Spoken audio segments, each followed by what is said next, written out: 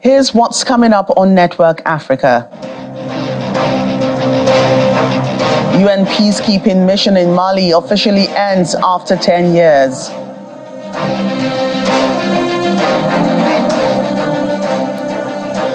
British Prime Minister Rishi Sunak faces tense UK parliamentary showdown over Rwanda asylum plan.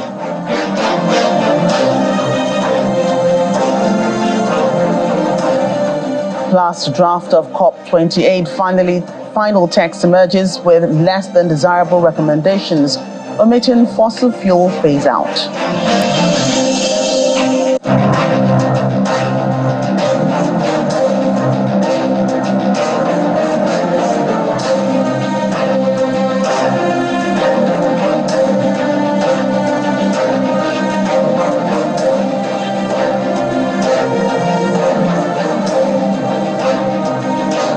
Hello everyone and welcome to the program. I'm Joke Rogers here in Lagos. We begin in Mali, where a symbolic ceremony was held in Bamako to mark the official end of the United Nations mission there after a 10-year deployment in the country.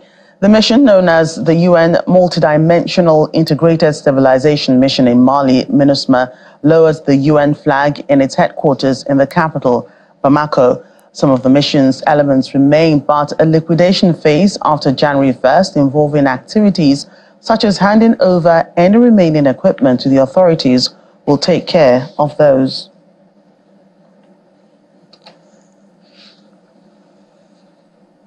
Well, in the context of continued violence, upcoming elections and withdrawal of MONUSCO peacekeeping force from the Democratic Republic of Congo, the special representative of the Secretary General in the country presented the latest report on the DRC to the Security Council. Bintu Keita, who is also the head of MONUSCO peacekeeping force, lamented that since the publication of the report, the situation has further deteriorated in North Kivu. The Congolese Vice Prime Minister, Minister of Foreign Affairs and Francophone Christophe Letundula and Ms. Keita co-signed a note in November on the accelerated and orderly withdrawal of MONUSCO from the DRC.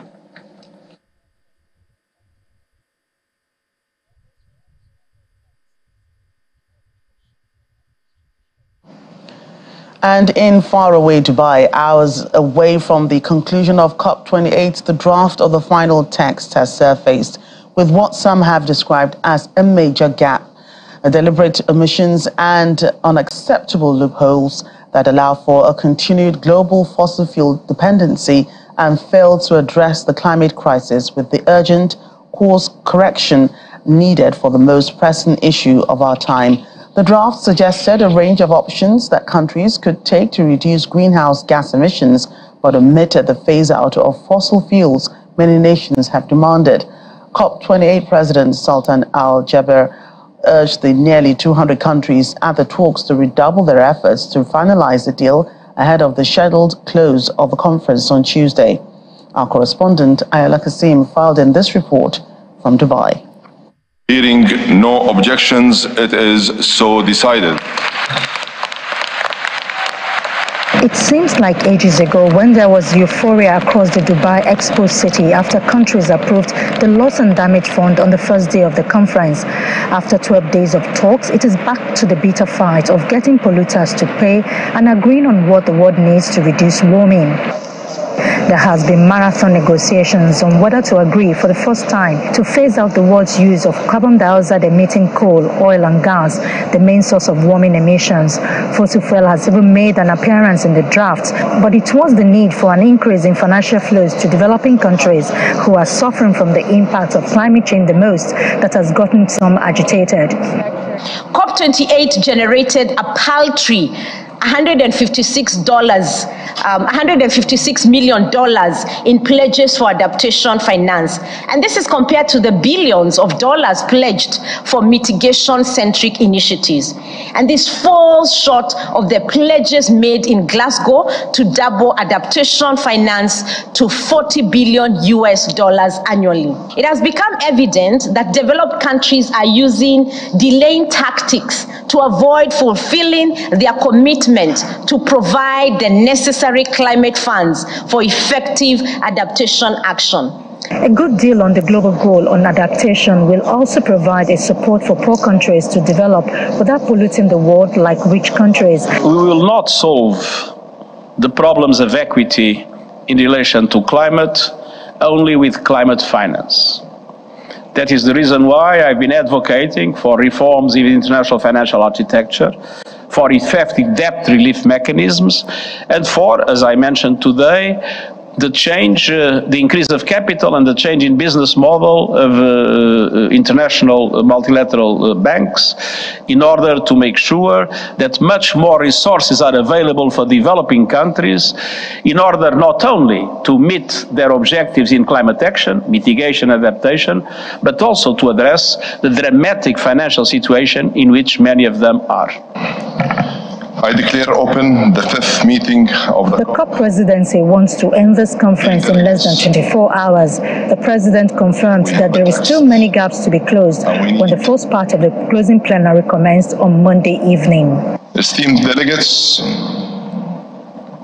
yes, we have made progress, but we still have a lot to do. You know what remains to be agreed. And you know that I want you to deliver the highest ambition on all items, including on fossil fuel language. The new draft to set the stage for the next round of negotiations when contentious issues will be discussed. Many fear this may force an extension, but at the end of the day, everyone left here just want a good deal that is good for man and planet. From the venue of COP28 in Dubai, Ayola Kasim, Channels Television News. Elsewhere, British Prime Minister Rishi Sunak faces the biggest parliamentary test of his leadership as lawmakers vote on his divisive plan to send asylum seekers to live in Rwanda. The UK Supreme Court ruled last month that Rwanda was an unsafe place to send those arriving in small boats on England's southern coast, and that the government's plan would breach British and international law. In response, Mr. Sunak has agreed a new treaty with the East African country and brought forward emergency legislation designed to override domestic and international human rights law that would prevent deportations. The legislation has deeply divided his party, alienating both moderates who are worried about Britain breaching its human rights obligations and right-wing politicians who contend it does not go far enough. Some right-wing conservatives called for a full rewrite of the legislation on Monday, saying it will not stop asylum seekers from successfully appealing against deportation. One member of parliament in this group said they had not decided whether to abstain or vote against the government.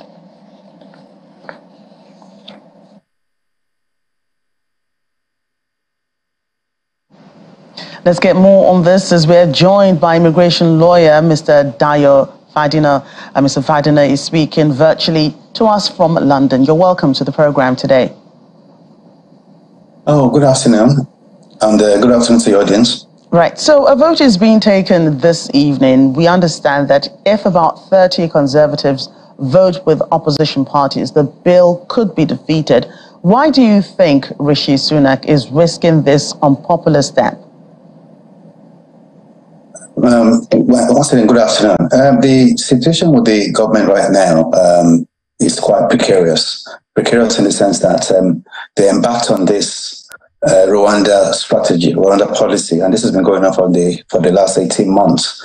And despite the fact that the appeal courts, the Court of Appeal and the Supreme Court decided that this very particular policy is so unlawful that it should not even be considered at all. They're still going gung-ho and wanting to actually force this very particular policy through by now putting it through legislation. I think the government, Rishi Sunak's government, at this point don't really have any choice because they've been going on about this very particular policy for so many months, and they know for sure that any chance of the Tory party winning the next elections falls very, very heavily on this very particular strategy that they've been pushing for a while. Hence the reason why I believe Rishi Sunak is actually risking everything at this point, because right now there will be nothing to lose. And indeed, he feels he could win the debate for this evening, and he feels that very particular policy would pass through Parliament. So he hopes that most of his MPs will be supporting him. But unfortunately, there's a very big division in the Tory party. There are some people who believe that he's, particularly the hard right, they believe he has not gone far enough in terms of doing away altogether with international law, international rules and regulations, the human rights, the European Convention on Human Rights, and there's the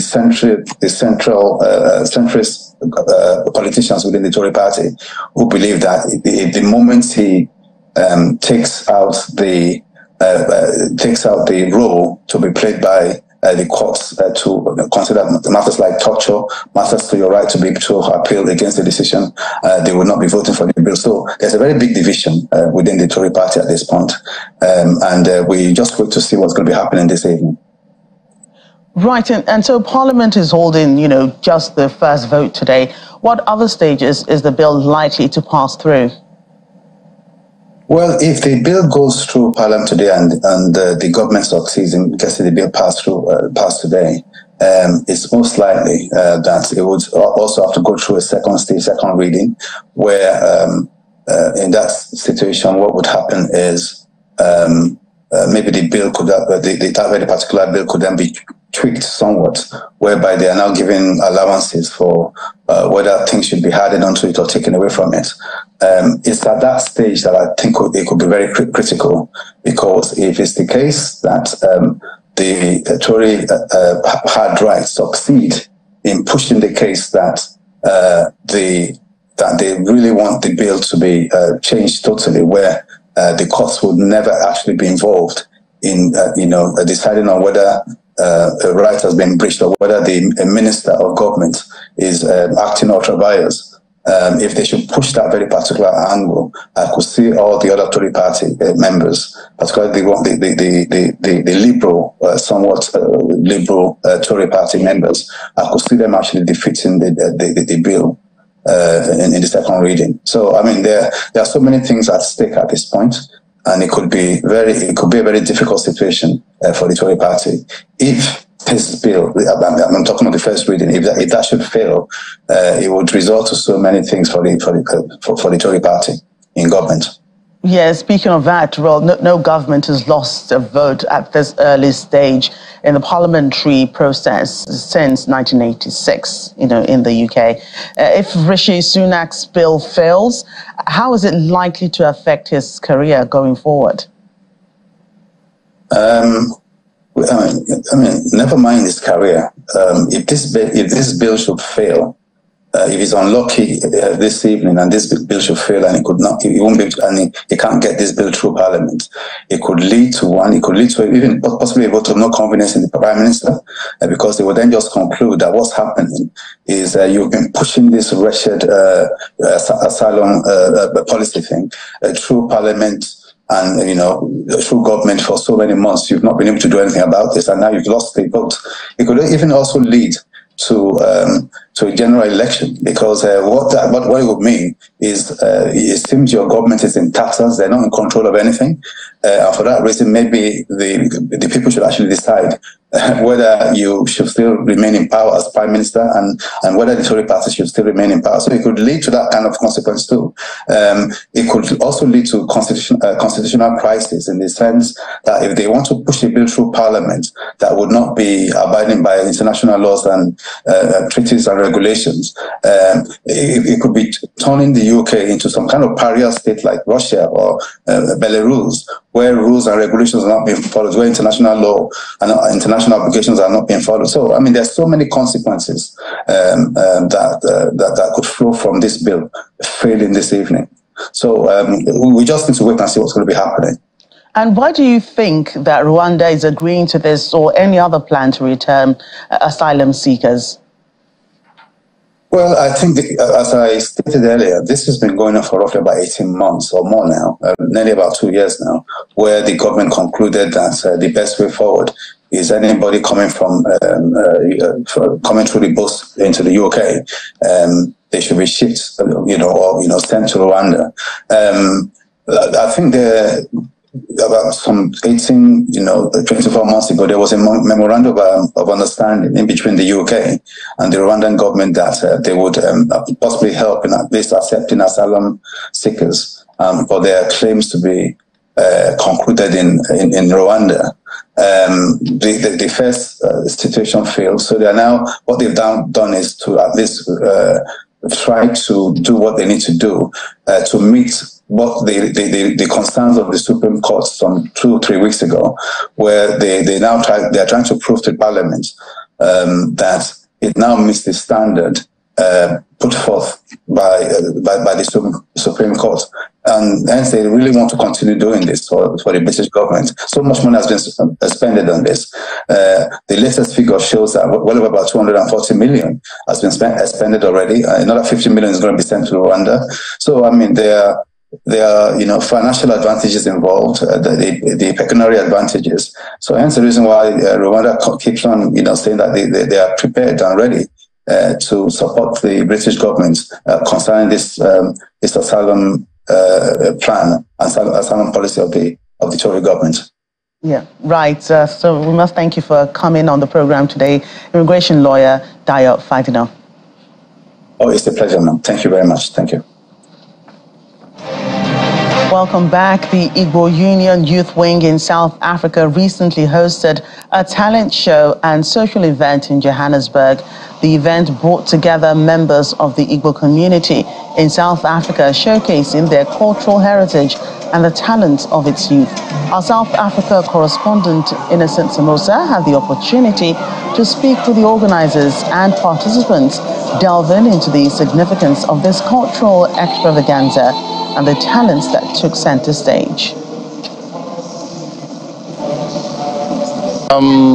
Our sojourn here in South Africa has been for a while, and for me it's 25 years.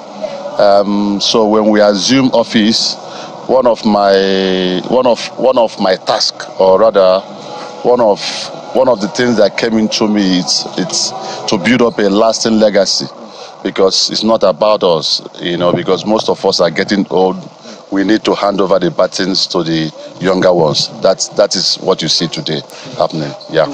So the purpose, literally, it has been lovely 3 months, and the purpose was to bring the Igbo youths together, to groom them. A lot of them don't know where they're from.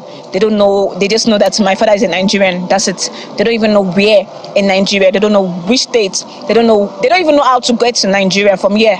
If something happens to their father one day, they'll have nowhere to fall back to. So we are like, okay, let's do this. Let's involve the kids. Let's bring them. And again, so most of these kids, they get so bored because now their parents are, like, during this period, the parents are always going for events, leaving the kids behind. So I'm like, when you guys die, who's going to take over? Who will do all those things? Because we have no idea of what's happening. But thanks to the Igbo Union inaugurating us, now we can be able to groom this youth, groom the kids to be like them one day. Let's head to Cote d'Ivoire now, where last year Ivorian farmers saw their cotton crops decimated by an invasive species. This year they fought back with chemicals, but researchers warn that that's only a short-term solution, and more work needs to be done into finding long-term solutions to the problems. Cotton has been bountiful in Ivory Coast fields this season, and for farmers like Usuf Kabe Koulibaly, that's a welcome reversal of fortunes.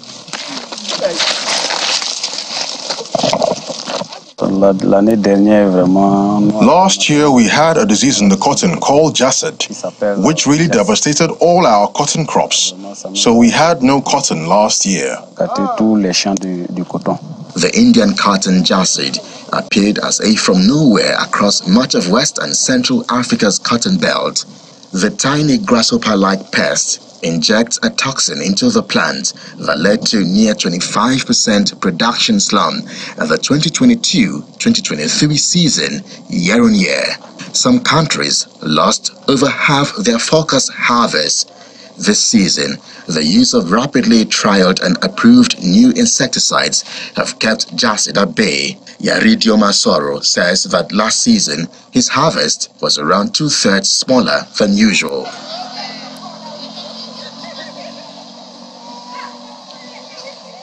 If the medicine hadn't worked, we wouldn't have had enough cotton this year. Thank God.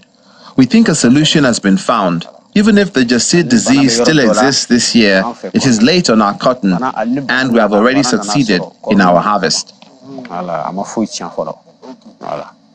The crisis has highlighted a regional vulnerability to invasive species, but it has also emphasized a reliance on chemical solutions. Research shows that such pesticides will not protect crops in the long term. Kosonu Falase is an agricultural advisor in the Korogo district. L'emploi a été effectivement sans précédent. On n'a jamais vu ça dans la filière coton. Any product that is used on a pest over a long period of time, if there is no improvement in the product, at some point the pest will develop a resistance to it. Known cases of resistance of the Jacid have been reported in India and Pakistan, according to an industry group. But in Cote d'Ivoire, farmers need to balance the long-term consequences of pesticide use with the short-term need to put food on the table. Without such long-term solutions, researchers warn that West Africa's cotton pounds may be short-lived. Well, still in Cote d'Ivoire, the country has unveiled new sports and road infrastructure this month, including several new and upgraded stadiums in preparation for the upcoming Africa Cup of Nations. This comes ahead of to address earlier criticisms about its insufficient facilities as a first-time host of the tournament. The world's leading cocoa producer is preparing to host the 34th edition of the Africa-wide soccer competition from January 13th to February 11th. The government has built 4 new stadia and renovated 2 in major cities, including economic hub Abidjan and the capital Yamoussoukro, with an investment surpassing $1 billion. Improvements include new highways and updated accommodation facilities to manage the influx of fans from 24 participating countries. Authorities hope the projects will establish the country as a regional hub for major events after the tournament is over. Others have warned that ongoing maintenance needs to take place to prevent the facilities from falling into disrepair.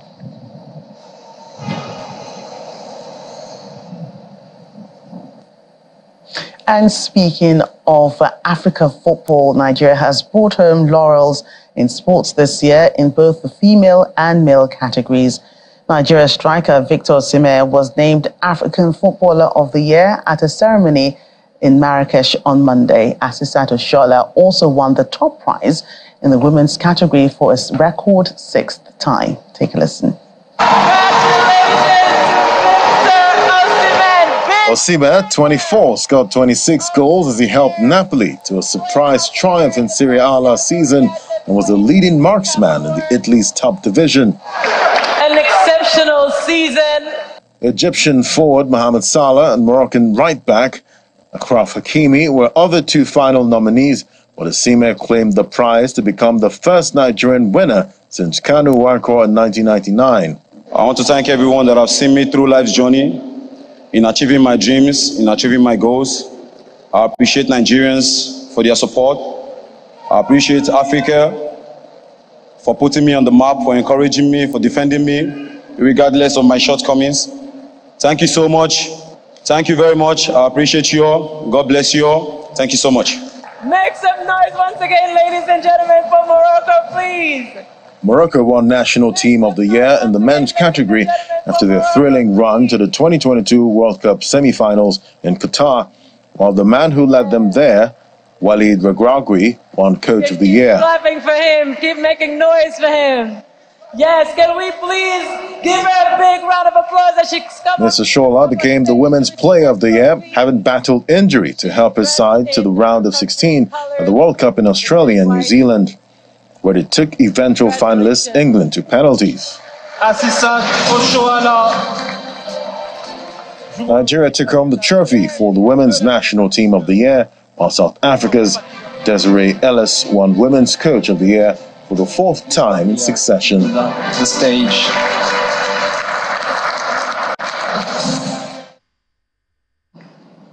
Quite exciting there to watch all the winners. Well, that's it on the program today. Thank you for watching. I'm Joke Rogers. Bye for now.